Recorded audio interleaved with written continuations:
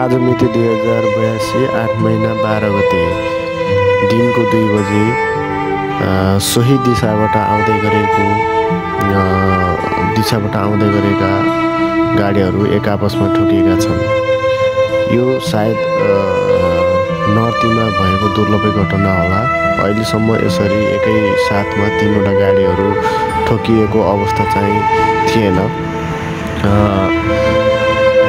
यो 3वटा सवारी साधन एक आपसमा ठोकिएको छ। दुर्घटना चाहिँ ठुलो भएको हो, तर मानवीय क्षति यसमा त्यस्तो केही पनि भएको छैन।